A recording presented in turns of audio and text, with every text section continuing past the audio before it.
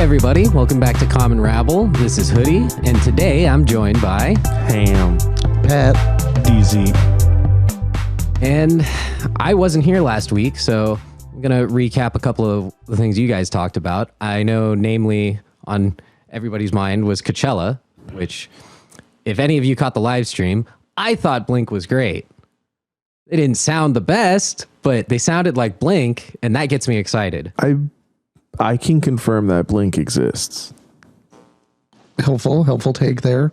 Yeah, I watched it too. It was pretty good. I thought they kind of just played the hits, but they kept playing songs, and I was like, oh, I'm surprised they're playing that. Like they opened with what's that song from Topaz? It's the first fucking song. Anthem Part 2.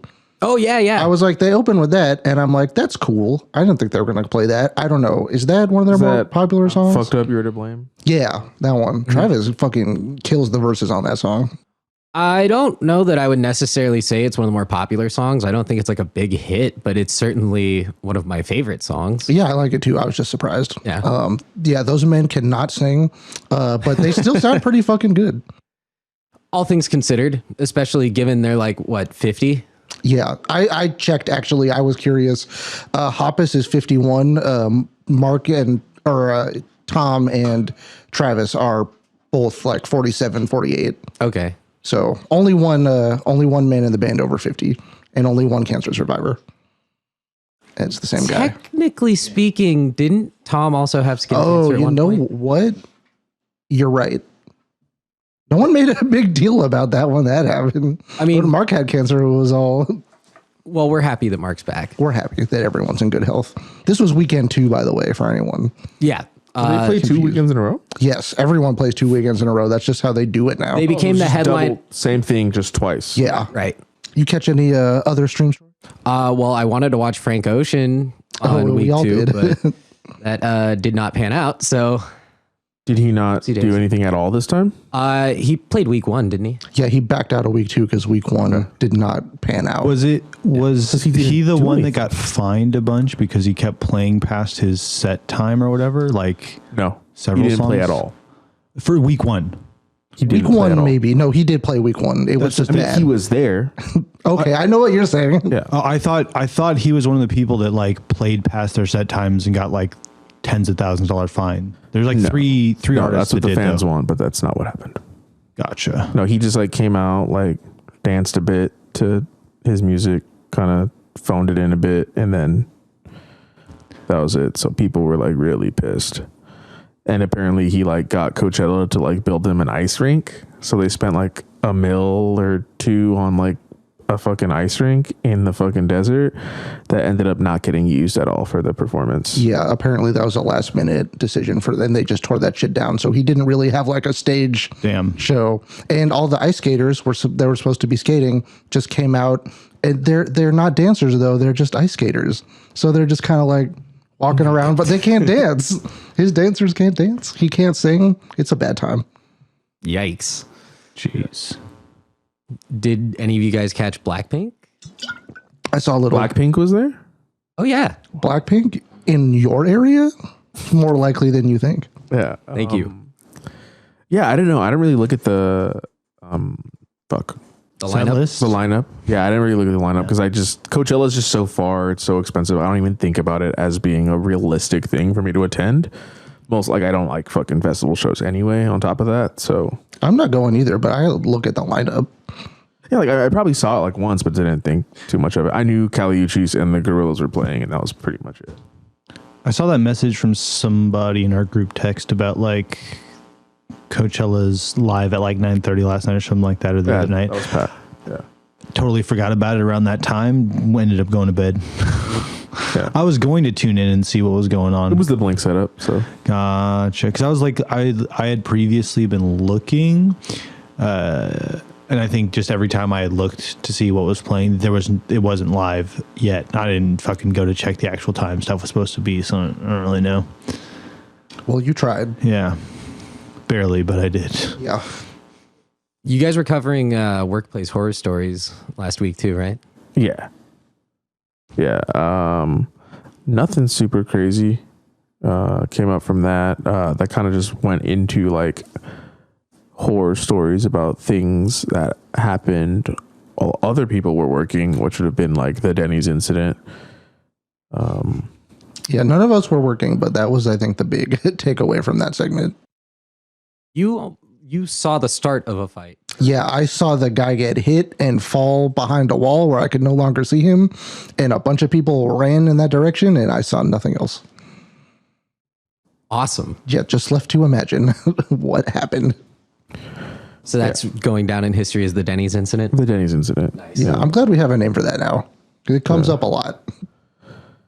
Yeah, we also touched on the future of entertainment, VR, and the metaverse a bit towards the end of our cast last week.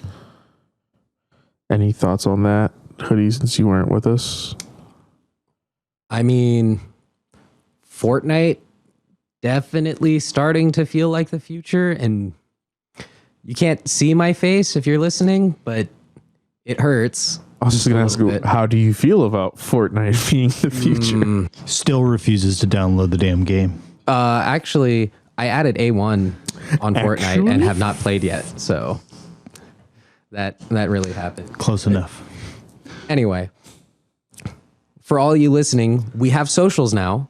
So you can hit us at Instagram, TikTok, Twitter, YouTube, your social of choice, at Common Rabble Pod. So hit us up. So yeah, rolling into the topics for this week, notable thing that happened was 420 happened. We live in the SF Bay area, so for 420, that's like a big holiday for us out here, so to speak. Generally. Yeah, so we've got Hippie Hill there in SF, which is just like the mecca for anyone that has ever smoked a weed. Do you guys know how that even got started? Like how that became a tradition? I have no clue. Because that's just a thing that's always at 420. People go to Golden Gate Park and they congregate on this one hill. And it's just been a tradition as long as I've known. And I have no idea how it started. But I mean, I can't say that I do, but if anybody listening wants to fill us in, you know where to hit us up. yeah, find us on your social media of choice and let us know. Please. As the guy at the table who no longer smokes, how do we feel about weed culture? I mean, I've been super like surrounded by it growing up pretty much my entire life. So it's kind of just whatever to me. I kind of just accept it as just a mundane aspect of people's lives, especially because of how common it is to just walk by a dispensary, or like how often people are just hitting their techno joint.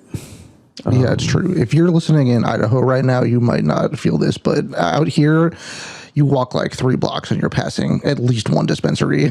And if you're not, you're probably in an area that you can have weed delivered and pay for it with a credit card. It's never been easier to spark the ganj. So true. I mean, it's about as easy as, Grubhub and DoorDash, right? Yeah, it's just sometimes it's a battle to find the one that accepts the credit cards. So it's still cheaper than DoorDash. Yeah. Wow. That's true. It's sad.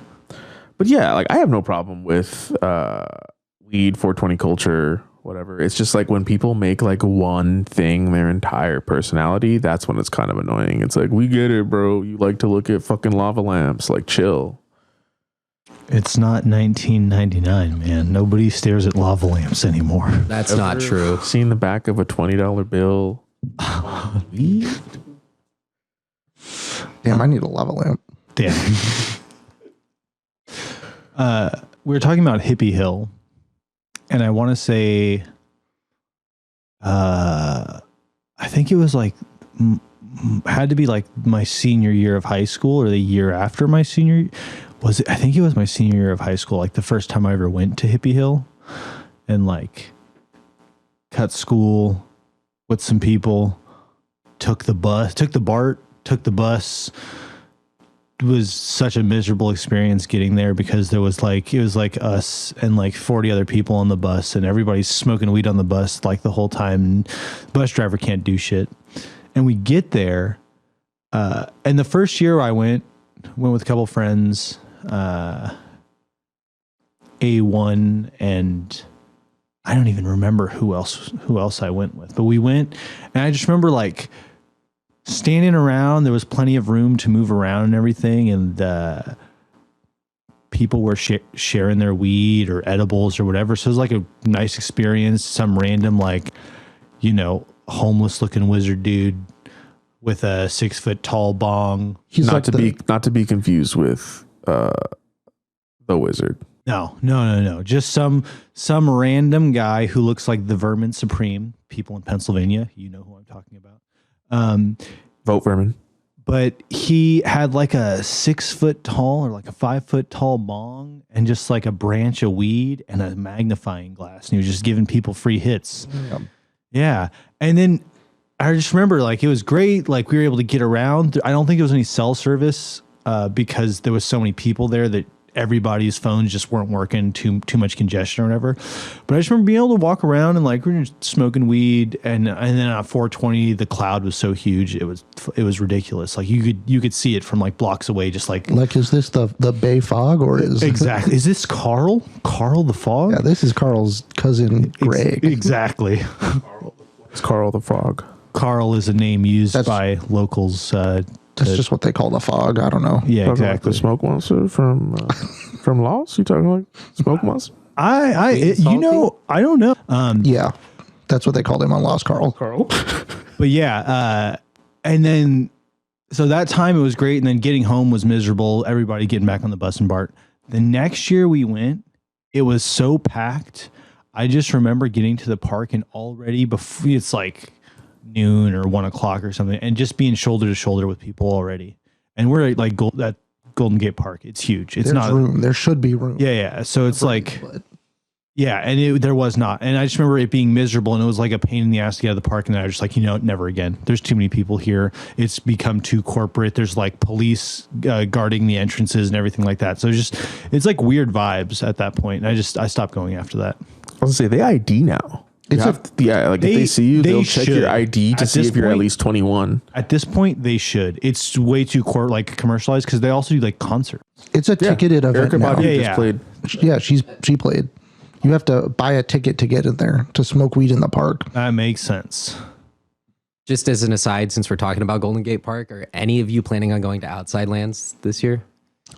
Never. I've gone the last like 3 or 4 years. I got to be at a wedding this year, so I'm not. During Outside Lands? Yeah. No. Yeah. Are you going? I looked at the lineup. I really want to. What's notable? Probably the biggest one for me is Cigarettes After Sex. No? No. Is it a pop punk group? No. They don't let pop punk bands play Outside Lands. Yes. I might go then. The closest thing was Weezer. Oh wait, no, Green Day played. Actually, Green Day played last year, but that's an exception because they're from here. Local legend, quote unquote. Green Day still makes music? They still tour. They make sounds. If you went to their set, they don't play their new music. Oh, No. Gotcha. They play it out of contractual obligation to the record label. Aren't they their own record label at this point? They don't break the rules. They're punk rock.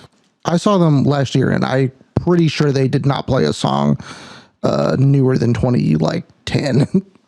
So it's like So you still got that 21 Transformer Guns. shit. I think they... Yeah, 21 Guns. Yeah. That was the last album they played shit from. Yeah.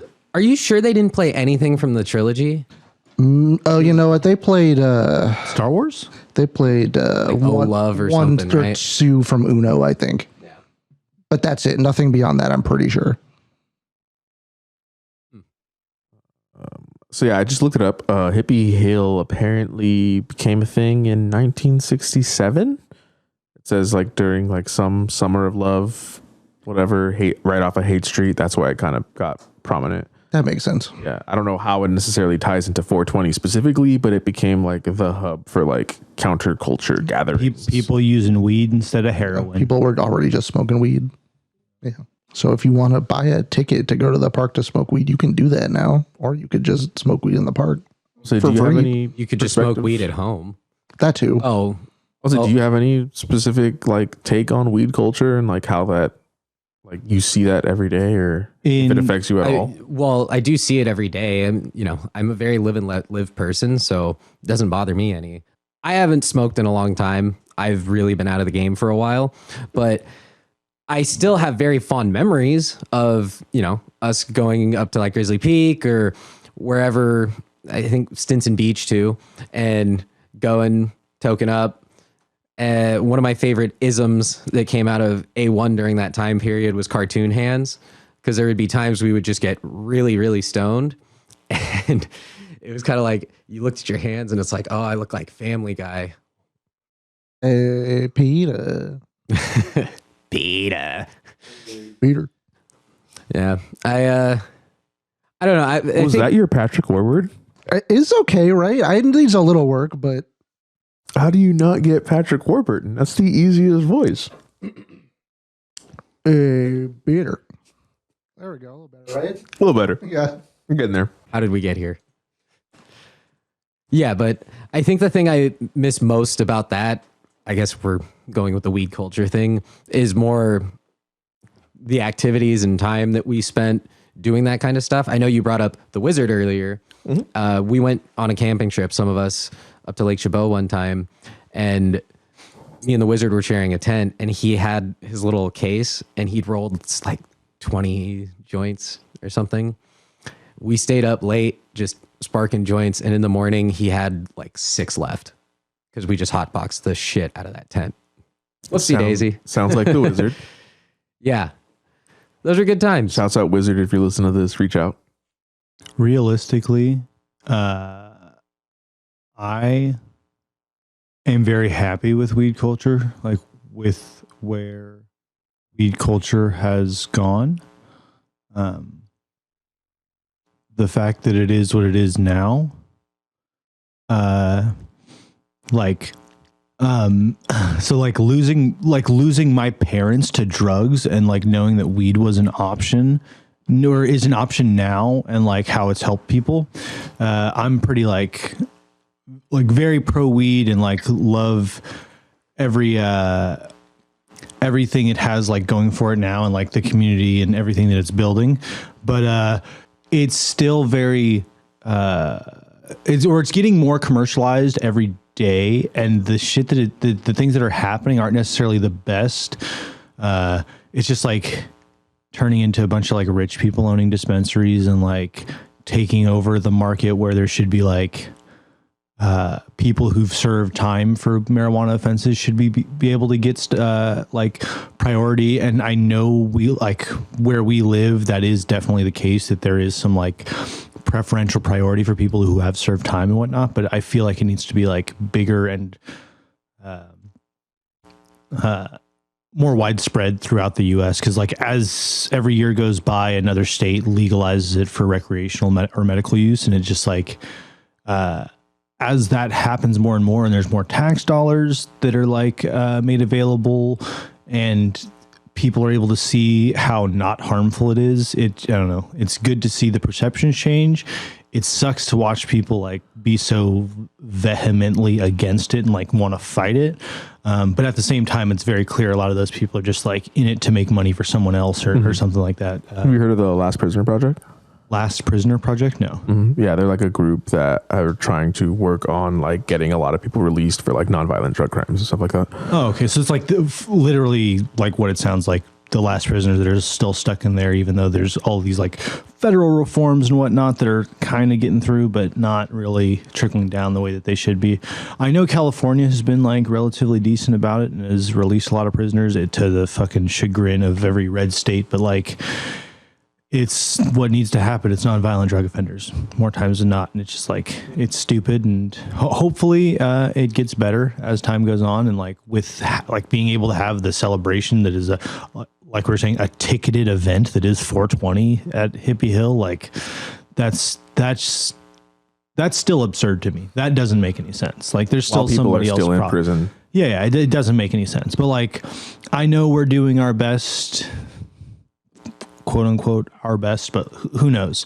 As the next couple of years go on, I think it's going to change, and it'll either like continue on the path it's going and get better, or it's just going to like hard turn fucking 180, and they're just going to federally criminalize it and just be like, well, every state, you guys are full of shit. Weed's bad now. blah, blah. But I don't think that, yeah, exactly. And I don't think that's where we're going to go. But like, I have family and everything that I've seen. Like, I have an older brother that almost went to prison for a year for an eighth of weed in my lifetime. And I'm just like, that's absurd, because I buy half ounces to ounces at a time. And if I was ever stopped for some bullshit and they found that, and like, I couldn't imagine going to fucking jail for weed. It doesn't make, yeah. So I'm happy with where it's going and like the things that have changed with it. But yeah, we get kind of like, I feel like we're kind of lucky where we live, like in the Bay Area, being able to like experience things through this lens of like, we get to see some of that social change happen a little faster. At the same time, see like huge events that are going to like change our neighborhoods and our cities, like for the better, for the worse, like the whole thing with the A's, like how they've jumped ship just like the Raiders and headed to Vegas. Is that like, what we're calling it now? They're jumping ship? And the Warriors. Vegas, but everybody's leaving Oakland. Nobody wants to stay here. It's what is it? It's too violent, or it's too dirty for them, or it's too, you can't say that and low class for them or something. The Warriors leave Oakland to go to San Francisco. They're in San Francisco. Say that San Francisco is less dirty than you can't say Oakland. that about Vegas. The Warriors got bought out. But yeah, no, it's interesting to like have lived here and see this stuff, and have it like, I feel like it's a big event, regardless of how you feel about it. Like, it has been a huge, it has been like a huge cornerstone for the community, the Oakland Coliseum. I know when I was like 7 years old, I went to my first A's game. I never went again because it was the most boring shit I've done in my life, and I do not like sports, but like I went. That's un-American. And it happened. And I would never go again. I've been to one Raiders game, I've been to one A's game, and I've been to one San Jose Earthquakes soccer game, and I did not like any of them. Wouldn't go again. Game. Yeah, that's true. Yeah, I wouldn't go back to any of them. You want to go see the Sharks? You might like hockey. Well, Canada was kind of cool, so I hear it's violent. I don't necessarily like violence in sports, so I super don't like wrestling and MMA stuff like that too. So it's just like, who knows, man. But yeah, I know that some people like sports. I don't personally like sports, so my opinion is going to be a little different. I know that from what I can tell, this can either be a very good thing or a very bad thing for Oakland. Either the city has like some power and is able to do what they were talking about years ago and do some like some type of subsidized housing, or they're going to sell it. I think that's the more likely thing, because they have a lot of debt. They got that like Oakland got left with some debt from the Coliseum. No, I know, that's what I'm saying. Like Oakland got left with debt by the Warriors when they left. I mean, no, by the A's when they left. All of them. Al Davis is still not paid off. The Raiders said they would foot the bill, but they left. But the A's as well. Contract. The A's as well is leaving us with that. Yeah, like it's not. None of them were like a good deal for the city, but definitely some people made money off of those sports teams being here. Hey, are you really going to blame the A's when their owner won't even pay to field a team that's not above AA level? No, I don't blame the A's at all. I think they're doing what's best for their team. Or they have one of the richest clubhouses in the MLB. Like, but they don't spend the money on the players. This is very much true. See, I've been going to A's games since I was like 1. Yeah, so I'm pretty heavily invested in this team. I've been through the ups. I've been through the downs. It has never been this down. We still have not won 5 games this season. I have never, ever seen them suck this hard. And knowing that the guy who owns the team, they've never been this bad. They've been bad. All of our Oakland teams are known for being not good, but clutching shit in the end. Oakland teams are known for their fans being mean and not the team's ability in sport. That doesn't go for the A's. Not for the A's? That's a Raiders thing. It's just the Raiders? Yeah. In general, A's fans are widely regarded as one of the best fan bases in baseball. Raiders fans are psychopaths. No, I know. Yeah. I'm well aware. Not to be ableist, but... I know people that have spent like lots of time in the black hole, season ticket holders. Yeah. I got a cousin that still goes to every game in Vegas. He will fly to Vegas to. Damn, it's a commitment. Money. Yeah, like once you get the tattoo on your chest, like that's it. I'm just impressed he can afford it. Yeah. The biggest difference between the Raiders and the A's going to Vegas, though, is the Raiders didn't alienate their whole fan base by being complete shit before they left. Not only are the A's ass right now because we have an owner who refuses to spend money on the team, so we're fielding a bunch of rookies who, if they played for any other team, they wouldn't even be bench warmers. They're only playing at the major league level because of being here with the A's. Which, we're the penny stock team. This isn't even penny stock, though. This is embarrassing. Shouts out to local A's players if you're listening to this. There would be no other way for that, I'm assuming, rich piece of shit owner to He also owns Baby Gap. I say to maintain his status and wealth here, though. Than to squeeze every bit of life out of the team. That's capitalism right there. Yeah. Okay, that's capitalism, but he's just concerned about number one, himself, not his team, but himself. But the team can't bring in revenue. 100%. You don't get butts and seats. Yep. And you don't get butts and seats by running your team into the ground and then trying to raise ticket prices. That is not how you do it. Yeah. They are literally trying their best to get all of Oakland to hate the A's so they can move to Vegas and try to start over. This man is on short-term gains, does not care about the long run. Yeah, because in the long run, he already plans on moving out. Yeah, he'll be gone. He'll sell the team or something like that, right? He's already rich, though. Yeah. Why can't he just take his money from his other businesses, sell the goddamn team? No, I know he's not going to sell the team. Once you go to Vegas, it's just money. Then they're now an act. Yeah, I gotcha. That's what I was getting at, though. That worked for the Raiders because you still have all these people from Oakland who will take a red eye to go catch a game. Because the fucking Raiders are the Globetrotters of football, right? Because there's some like amount of LA Raiders fans that are stuck down there. A lot of California football fans are Raiders fans. Yeah, and of course Vegas loves them. Yeah, but you alienate the entire fan base of the A's. Nobody from Oakland is flying out there to go watch them. The A's did spend a lot of the past, like, I want to say 15 years really focusing on like the community of what it's like to be an A's fan. Like their whole thing was like, been in Oakland since 68. Yeah. Are you trying to tell me, Troy, that all of the billionaires in the Bay Area are not A's fans? They're not going to fly their private jets to Las Vegas to go see the A's play? I would be shocked if they're not Giants fans. Gotcha. Giants have a team that win. Well, not right now. And they do have a nice stadium. Yeah, no, what I hear. Absolutely. They have a nice stadium. The Coliseum is kind of like a second home to me. I have a lot of nostalgia there, but I'd be lying if I said that it was a nicer stadium. It is a rundown piece of junk. I've worked in there so many times, and there's a room where they keep the cotton candy. This is the worst thing that it flooded there at some point back. So there's like a layer, I swear, like an inch or two thick of just like old cotton candy that had melted and congealed and dried. So the whole time you're walking back there, you're just like sticking to the floor. That's fucking sick. But it was for years. It's just the same way. And there's like an ATM like right next to it. So you're like standing I'm working on the ATM, and it's just like my feet are sticking to the floor. That's baseball. Yeah. I'll say, let me piggyback on that real quick. So like, the Coliseum is the only place I can go to get seasoned crickets watching a baseball game. And I know that the Giants Stadium is one of the only places you can go to get a lobster roll while you're watching the game.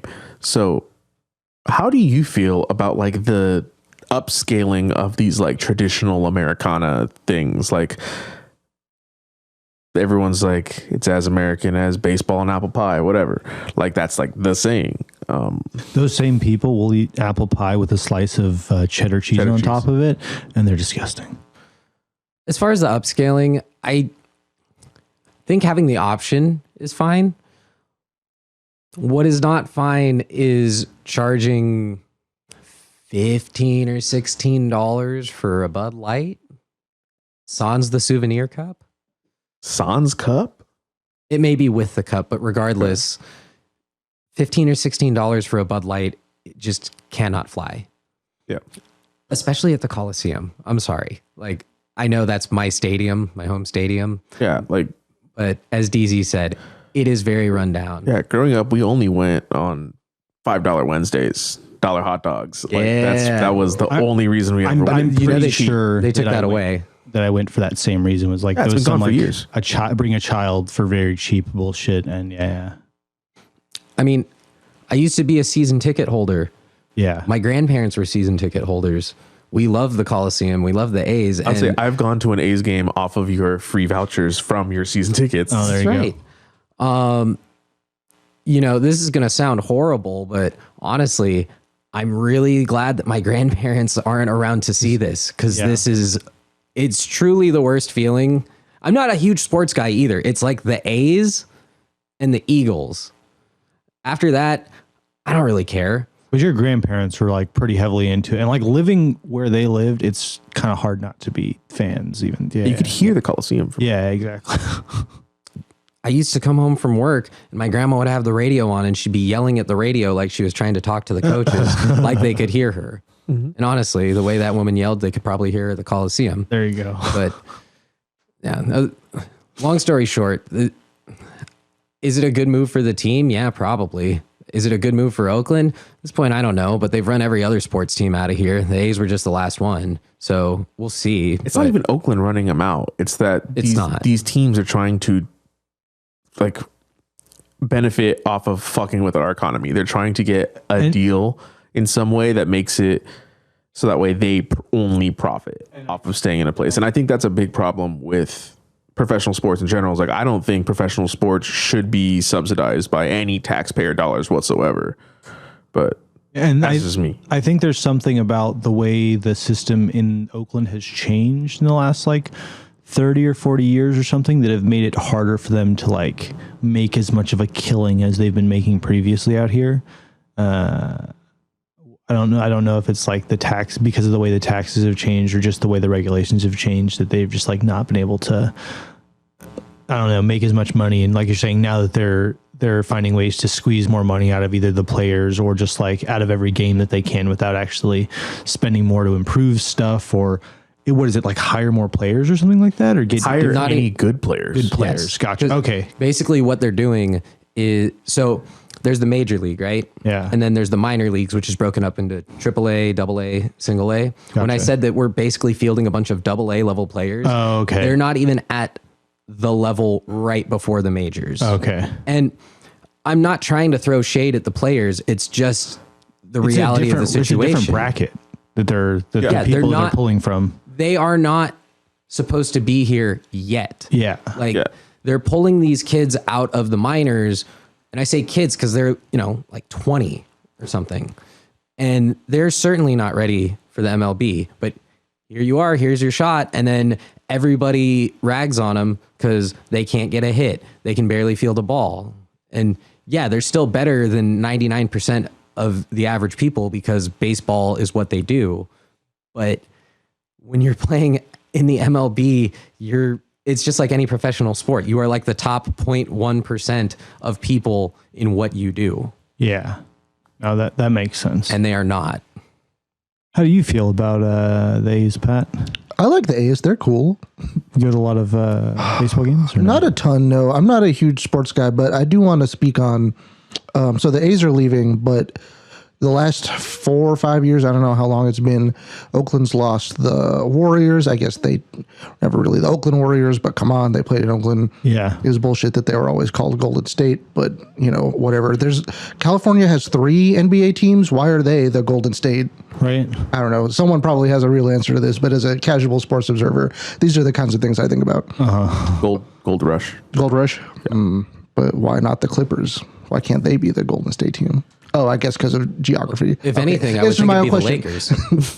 What? I was saying, if anything, if there was a Golden State team, I think it'd be the Lakers based on popularity, at least until the Warriors started until playing. the past. Yeah, well, we had the gold, so I get it now. Yeah.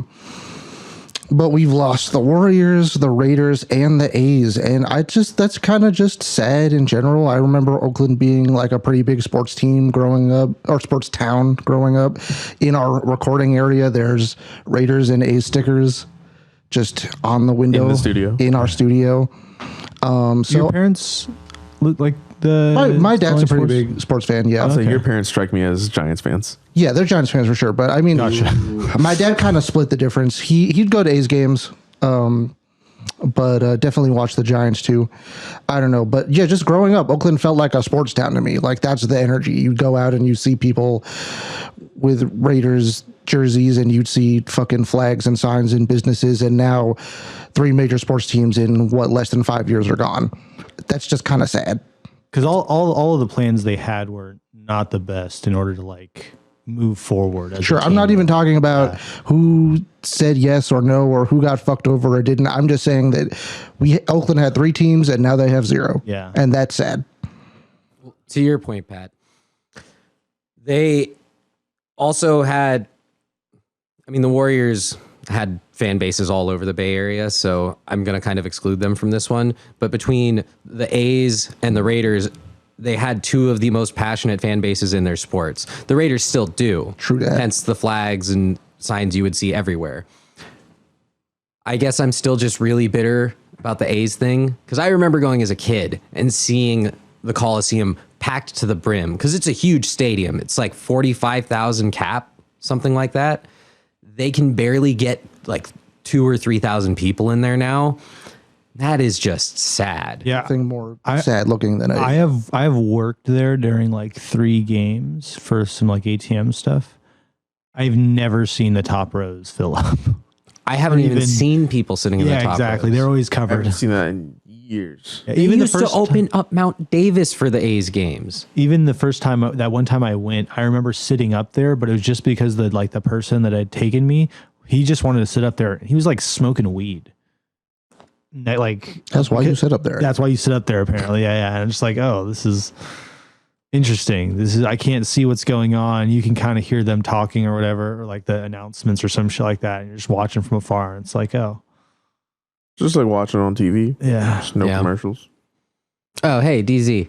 You earlier asked about all the billionaires flying in their private jets over to see them in Vegas. Of course, they're all Giants fans. They're not going to see the A's. But we do have a pretty big billionaire population here in the Bay, right? And millionaires. The largest in the world, apparently. Oofa. Yeah, that's crazy. It's interesting to know that statistic, I think, and then to think about the like perception of California is not good for rich people, blah blah blah. But it's like this is where rich people come to be happy. It's not where they file their taxes, though. No, not at all. Because the taxes here are more like progressive than most other states, and we can see some return on that investment, sometimes probably more than others. But like, so are you telling me social projects positively benefit the populace? Maybe in California. What? We did have that tax surplus or whatever, and like I know that's I really don't know how to feel about that. It's like they collected a lot of taxes and there was a surplus, more than we could spend, but like realistically what ended up happening with that in the end, like I know that there's like the stimuluses and whatnot, but like what does that really mean for our like future? Because the roads still suck. There's still potholes. None of those rich people are using our roads. They're flying around in their private jets. I would love to see just any rich person driving down San Leandro. Like that it's just funny to me. Get their car beat to shit by just the watching street. all the Teslas just down the street. It's always funny to me. I guess knowing we're in the Bay Area, it's not that surprising. We have the highest concentration of billionaires, Silicon Valley, all that shit. But yes, like what do we define as Bay Area? Like what is the stretch? I don't know. Bay? I feel like that's always been like a contentious. Yeah, you argument. asked different people to give you different answers to that, I think. Yeah, I mean, we certainly know that. I wouldn't say I know exactly where the South Bay ends, but I know kind of the whole idea of the South Bay, and we have the North Bay too. So it's a pretty big area. There's like one descriptor as the San Francisco metropolitan area, which includes Stockton. Interesting. And includes Santa Clara and San Jose. And maybe, I don't think it includes Santa Cruz, but it includes Stockton. And I think it might include Antioch and Santa Pittsburgh. Cruz is its own bay. No, I know that, but that's why I didn't say the Bay. It's the San Francisco metropolitan area. And then the Bay Area is a different thing. Because we're the Bay Area in terms of like the San Francisco Bay. Vallejo is technically a Bay Area because it's around the San Pablo Bay. Different bay, but also because like whenever people say San Jose is the Bay, I'm just like, get the fuck out. It's touching the bay. It's touching the bottom of the bay. It's literally touching the water. That's one of the few places that I'm not going to argue. Santa Clara, San Jose, Fremont, Newark, Union City, all of those Bay Area. Union City, Fremont, Newark, Hayward. all of them. They touch the water. Yes, Hayward exists. Hayward absolutely touches the water. No, I know. All of the inward or inland side of the peninsula, but I think technically all of the peninsula, even though it's not touching the water, some of those cities are like on like Pacifica, I think is the Bay Area, but it doesn't touch the bay, but it's still touching like Half Moon Bay or whatever that area. Yeah, I don't know. I would say Pacifica is definitely close enough. I feel like we'd all be in agreement saying Sacramento is 100% not the Bay Area anymore. Not at all. No. I feel the same way about Sacramento. I do about San Jose. It's not even the San Francisco metropolitan area. That is some other shit. It's like the Delta or the Valley or I don't know. It's north garbage. Yeah.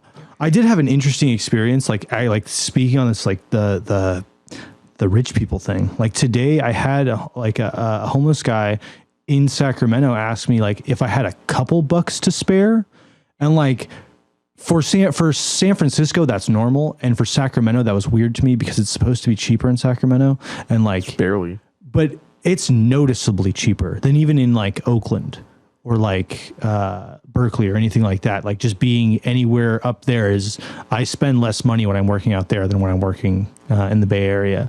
But just like having some dude ask me like, hey, you have a couple extra dollars you can give me? And I was like, damn, that's not even some change. It's not even like $1. It's like literally you want a couple dollars because nothing less is going to get you anywhere. And it's just like the baseline is so much higher here.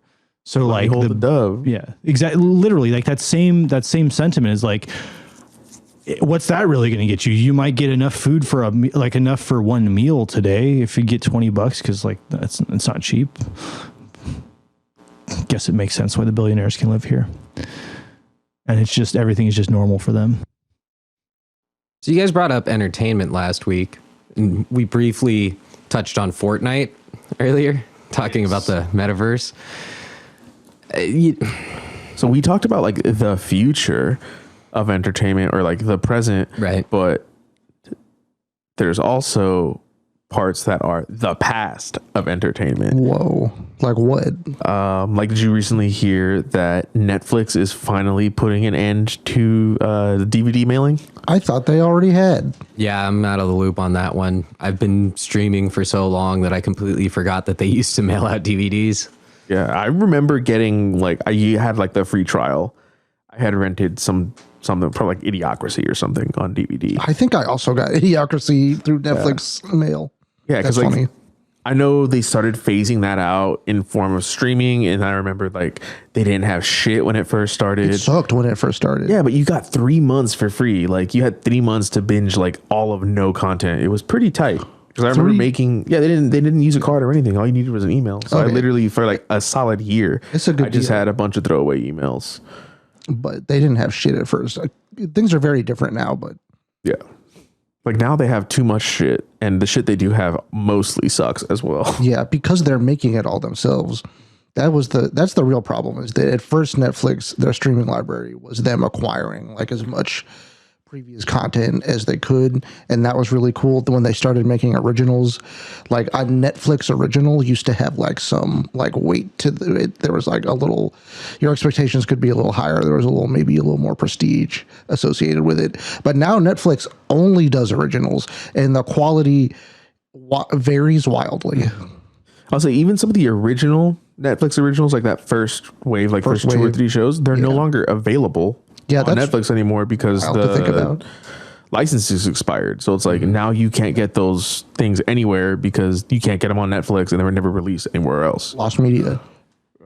Not Netflix. It's not a Netflix original whatsoever, but I have been very much weighing on canceling my Netflix because there's not like, they're running out of things that I want to watch there. And a lot of the things that the license has expired have moved on elsewhere. For example, I have Peacock now to watch wrestling and The Office. I was gonna say Peacock. I was like, it's got to be Peacock. They just acquired a bunch of random shows that are actually decent. And The Office. Yeah. My big bone to pick with Netflix is they killed JoJo Fridays. Why'd they do that? Because they bought the international streaming rights to JoJo's Bizarre Adventure. And like a big part of JoJo culture was JoJo Fridays. JoJo would release on a Friday. You'd watch JoJo on a Friday. That was the thing. And now they fucking rushed one of the seasons that should have been one of the longer seasons, 36 episodes. They released them 12 to 14 episodes a batch. We only got 2 different theme songs. Only 2. One, the same outro for the entire season. Gasp. That's no, like you say gasp ironically, and I despise you for it. But yeah, good riddance. Just out of curiosity, what arc are they on right now? Is it Steel Ball Run? No, supposedly rumor mill says David Productions is done with animating for a while. They're on hiatus, but they would be going into animating Steel Ball Run. Okay. Which anyone out there that is completely blind to this conversation, it's about horses, it's about cowboys. Other people into animation know animating horses, pain in the fucking ass. So them even doing it in the first place, they would probably have to rely heavily on CGI. And I fear if they went with Netflix still for the international release, we're getting fucking Berserk 2.0. Stop. So, I can't. Yeah. So it's good riddance. They should do live action JoJo. They already have. Oh shit, really? Yeah. Oh, okay. I'll shut the fuck up then. Have any of you guys ever used Redbox? Yes. Once. Yeah, a long time ago. So I guess I had 2 questions on that. Like, so for video games or just movies? I think it was a video game. I've I think used I did it for both. movies like twice, but as a former employee of the Gamer Stonk company, people used to like, there was a Redbox that was like 4 blocks away from our store, and people would just come in with just like stacks of clearly stolen out of a Redbox. There's like, yo, 2K just came out yesterday. This dude had 7 copies of 2K. He was like, let me get cash for these. And I look at him and I'm looking at the little barcode ring in the center that the machine scans or whatever. And I was like, oh, wow, you really love 2K. You bought 7 of these yesterday? Release was last night. And he was just like, yeah, I just couldn't help myself. Now give me my cash.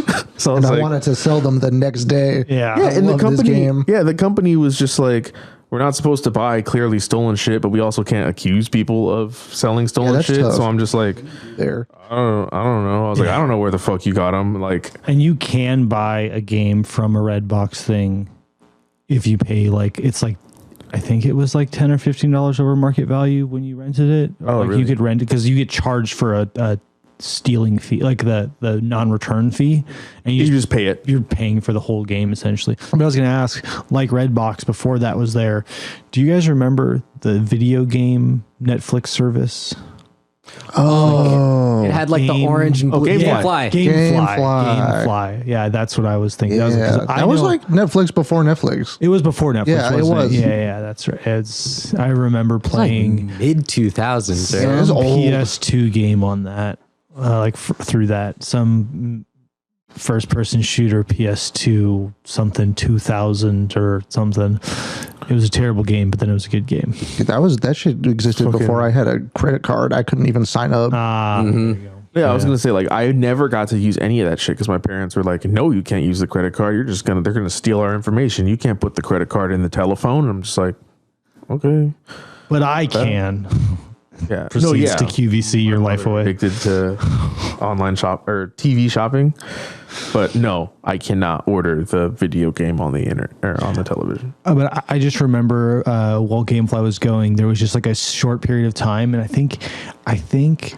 Did Netflix start doing games too for a little while, or just like straight when Redbox started doing it, Gamefly died?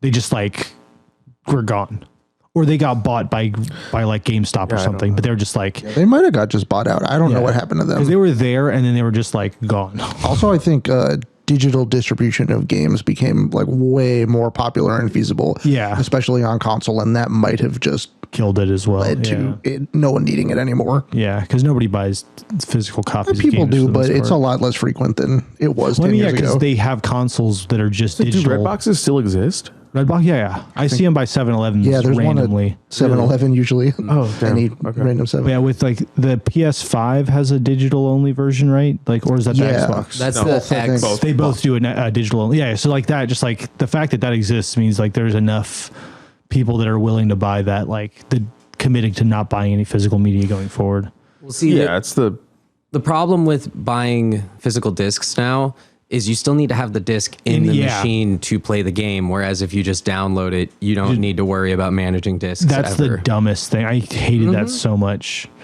from the Xbox and the PlayStation. Yeah.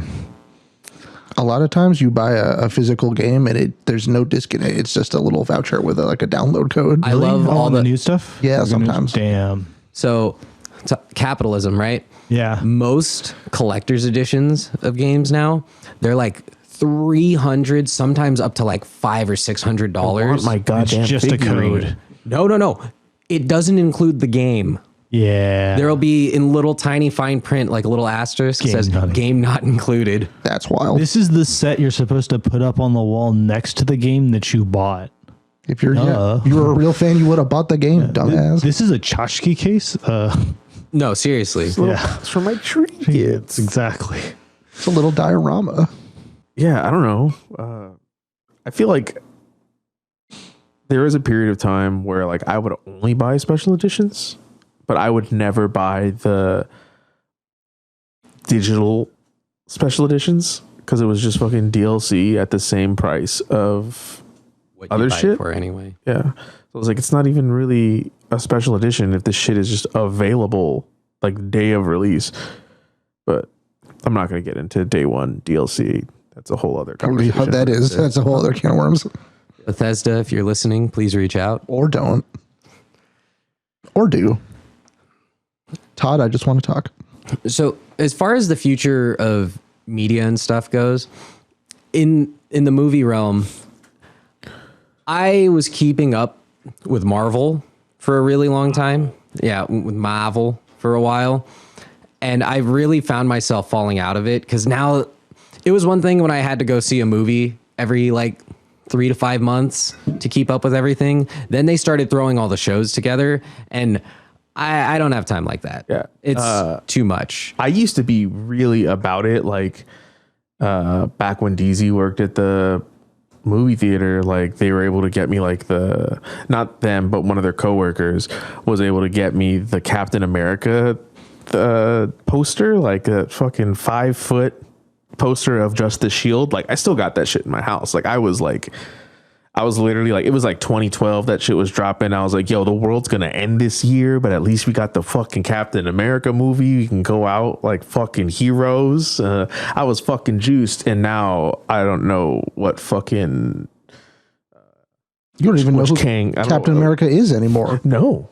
What is a Kang? I don't know. Yeah, who's that? Actually, Like, I mean, I read the books as I was younger, so I get it, but like the bastardization of what it is now on the screen is just like, I'd rather just read the fucking books again. You're speaking for the common man, as we often do on this show. Pat, I think Captain America is Papa Doc now Okay, I from 8 Mile. take your word for it. Oh, you're right. You're right. Yeah, pretty sure.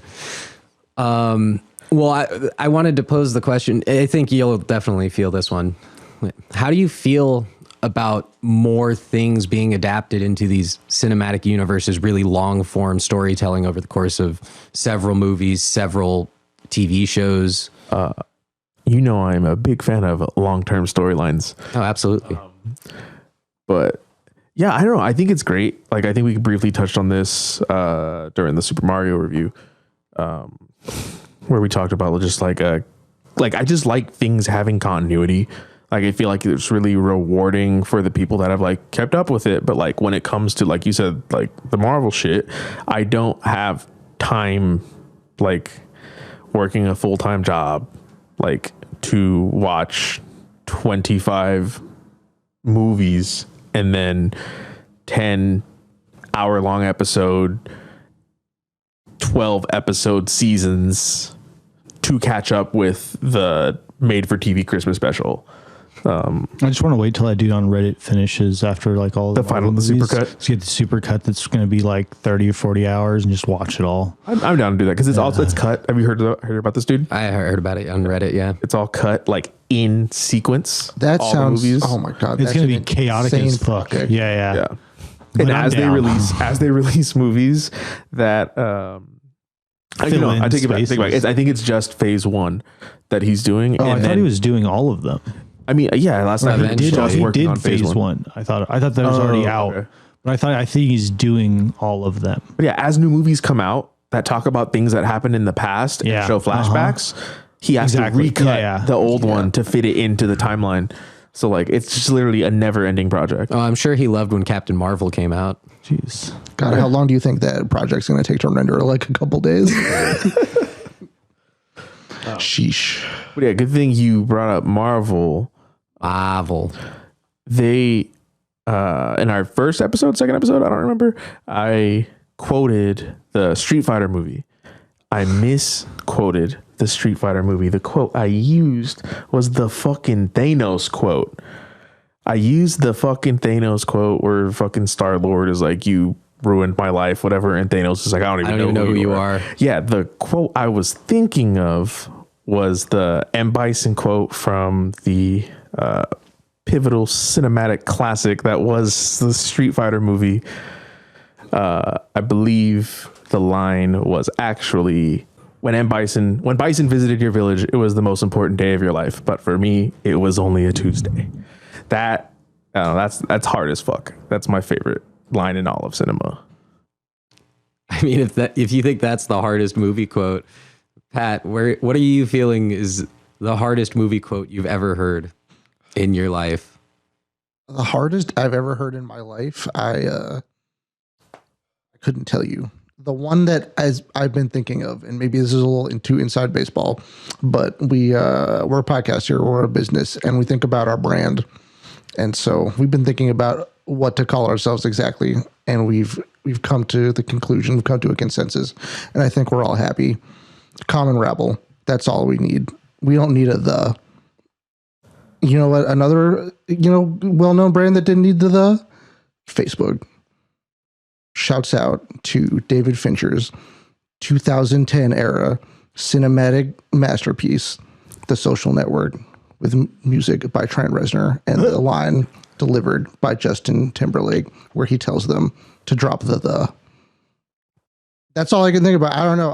My brain is poisoned. I completely forgot that Trent Reznor. It's a pretty good movie. The soundtrack's the best part, actually.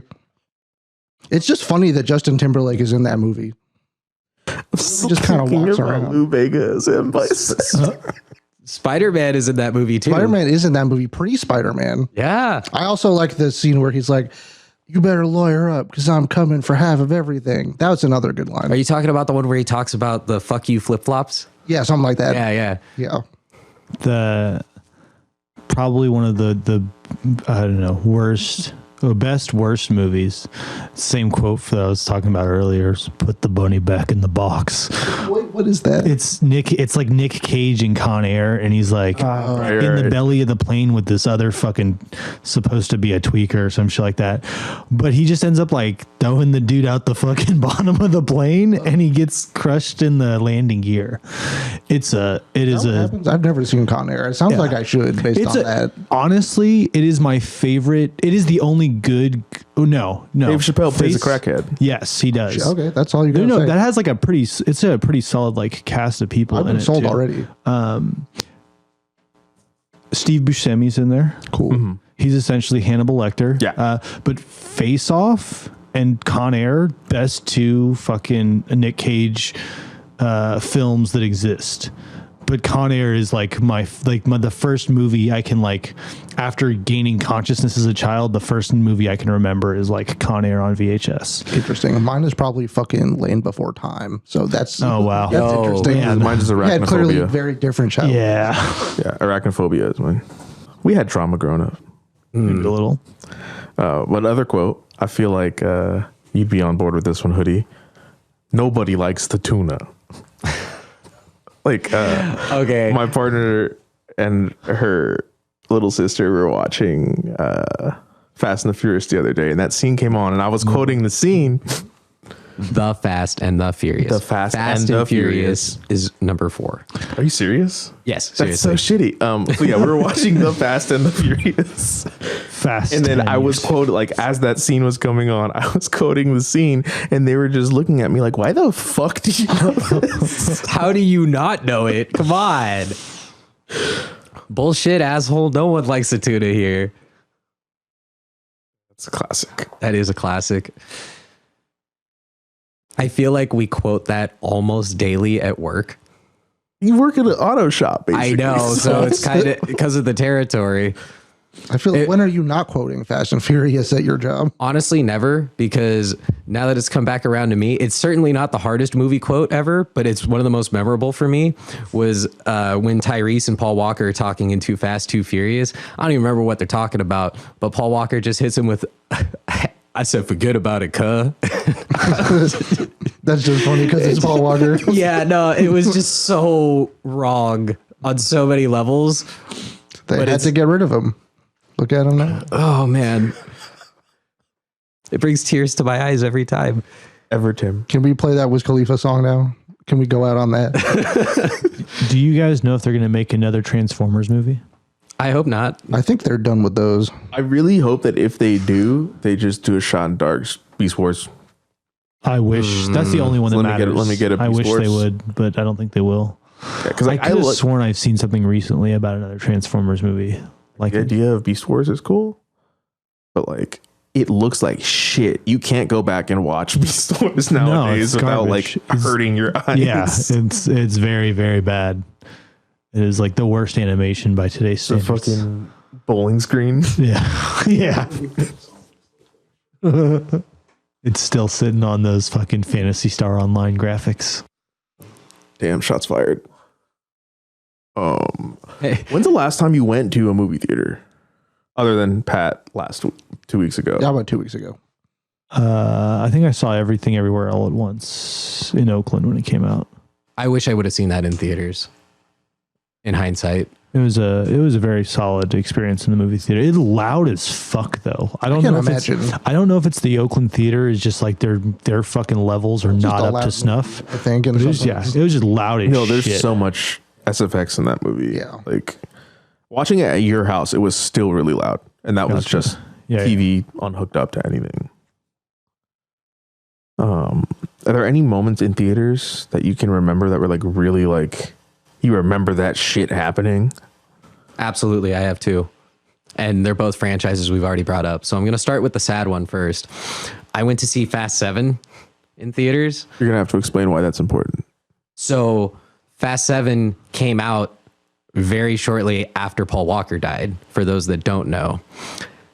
And I remember watching the ending scene when they play the Wiz Khalifa song, and as soon as it hits like the big O's and like the chorus or whatever you want to call it, and him and Dom split off at there's like a little turn off, and they split, and he like drives off into the sunset, and then it just goes to a white screen and it just says "For Paul." I remember watching so many grown ass men breaking down in the theater, just bawling. And I was like, damn. Like, yeah, it was really sad, but shit, I did not expect that reaction. Why can't straight men just go to therapy? Damn. That was therapy. That's the closest they're ever going to get. Yeah.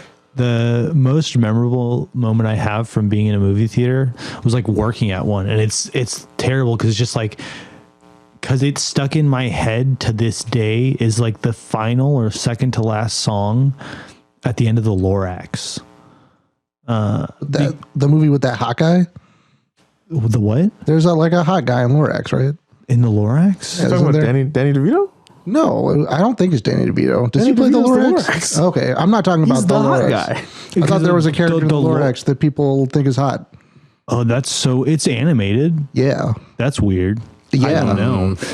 Don't shoot the messenger. It's Don't possible. Shoot the messenger. It's possible, but I don't. The Thneed guy. If anything, I would have to assume it is. I'm not saying that Lorax himself isn't hot. I just thought there was another hot guy. There's like the short dude that's like Lord Farquaad almost, but like shorter and fucking wider. But yeah, no, just the end song of that movie, I watched probably like 30 times, like working there. Just like it was like running longer than most movies had or something, because I think it stayed for another week or two, and just like every single theater was playing that thing, so it was just like stacked. I'd go clean one, go to the next one, and then they're playing the same thing. It's just like always the end credits of it. Did you see him at the end? He's I don't remember. I don't think so. Maybe. I don't remember. I just remember the music, because I'd be standing in the hallway and it's just playing. Gotcha. Like right in the little entryway. It's in your brain forever now. Yeah. Because you had to hear it 30 times. Exactly.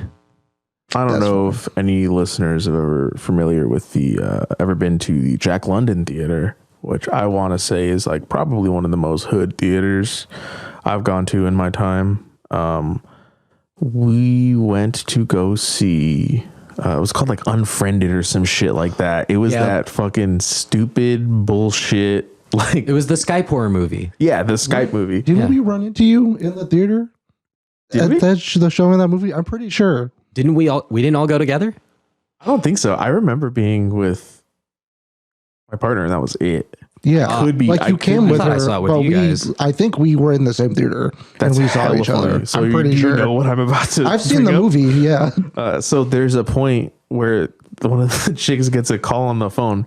So this will date exactly when this happened. If you were ever on the internet this time. So there's a point in the movie where a woman answers the phone and she's like, "Who is this?" And then the entire fucking audience, like in unison, just yells, "These nuts!" And like everyone just started fucking cackling. And I was just like, this is why I love being from here. These are my people. Well, that's the beautiful thing about Jack London. You pay for a movie, but you also get a comedy show. God damn. I saw fucking Cat Williams at Jack London once, so that's all you need to know about how that theater gets down. I didn't realize it was him at first because he really is like 4 feet tall, but then I saw people taking pictures with him and I was like, oh shit, that's Cat Williams. He's rolling like 8 people deep. Didn't come into our theater until the trailers had ended. I saw him in the lobby, but then went into the theater, and I only knew it was him because 10 people came in right as the movie started. Damn. He went to see 30 Minutes or Less, starring Jesse Eisenberg and Aziz Ansari. So tie that right back to my movie quote. Shouts out Jesse. Not a great movie, but I hope Cat liked it. Cat Williams, if you're listening. Cat Williams, if you're listening, I'd love to talk to you about 30 Minutes or Less.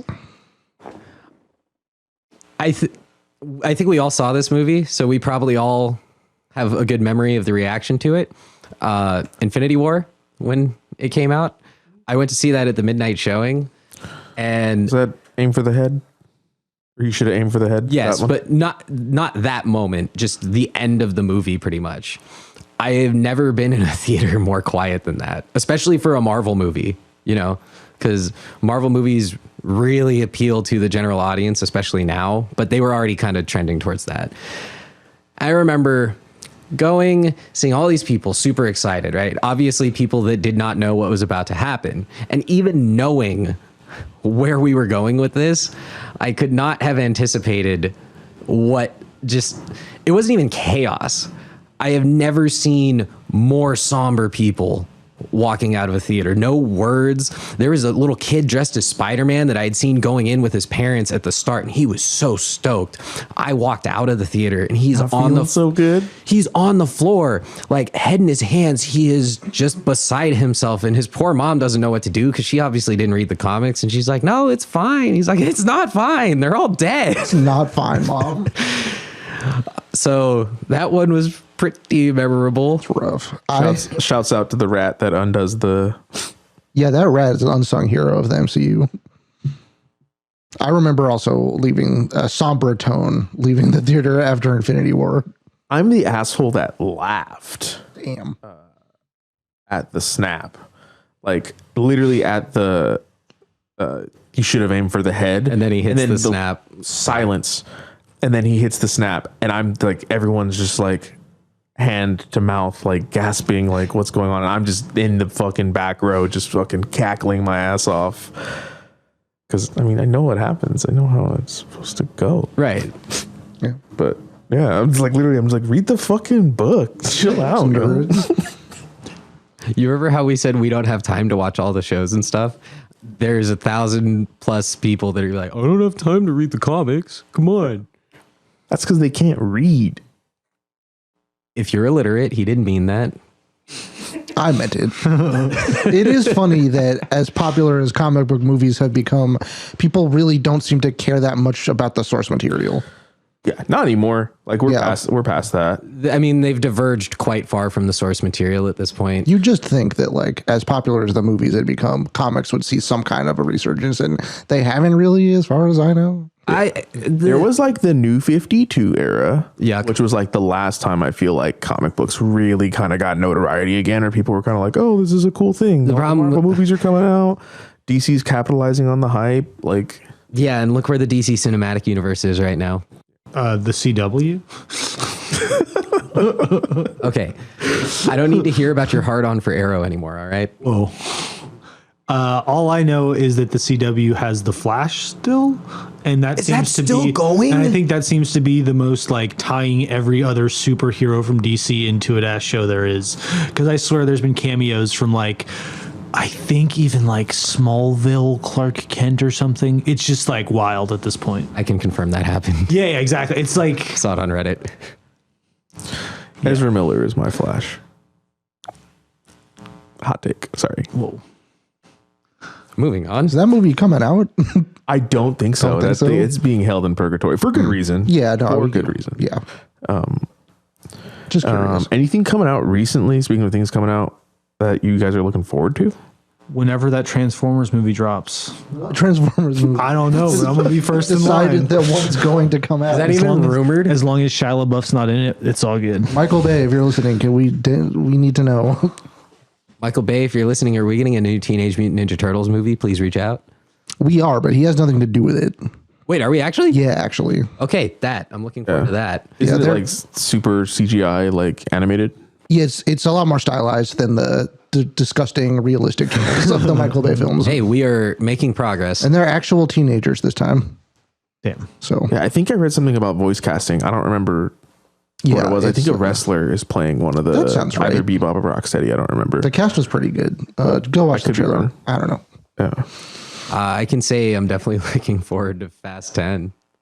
Does that come out this year? Fast 10-year seatbelts. Thank you. Fast 10. That's It great. comes out It's a slam dunk tagline. It comes out in like a week. They're using I that, think. right? Tell me that's official. No. Oh. It's I official think it to comes me. out the same day as Guardians, which I'm also looking forward to. Okay. R.I.P. Rocket Raccoon. Calling it now. Bradley Cooper too expensive? Absolutely. Shouts out Cosmo. He's going to be the new MCU animal. Oh, is that the dog? Yeah. Gotcha. It's not going to be Crypto the Wonder Dog? Crypto Don't the cross super dog. universes. Don't do this. Hey, that was a good show. Oh.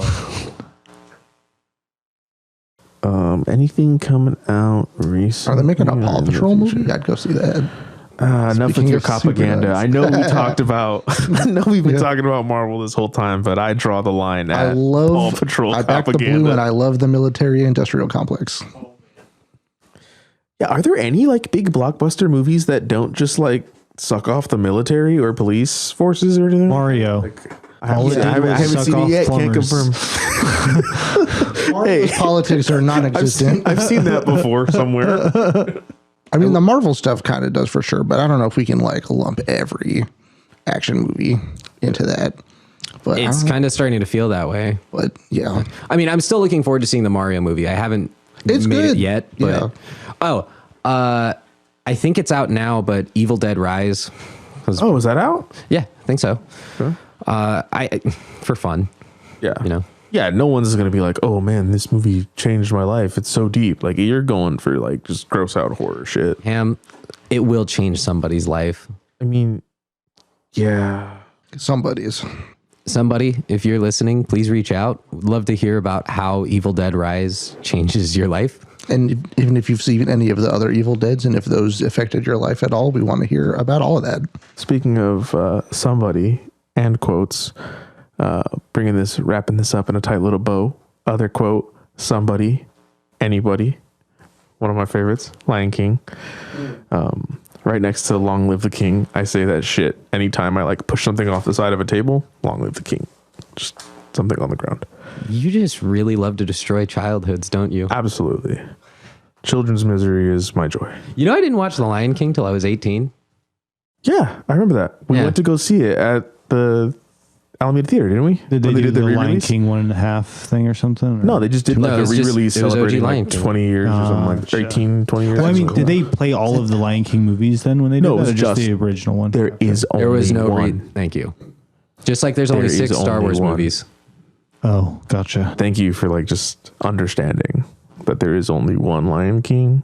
No spin-offs, no video games. You didn't watch Lion Guard, did you? That PS1 game is real. I played it. You can't take that away from me. There's only one Lion King, and it's CGI.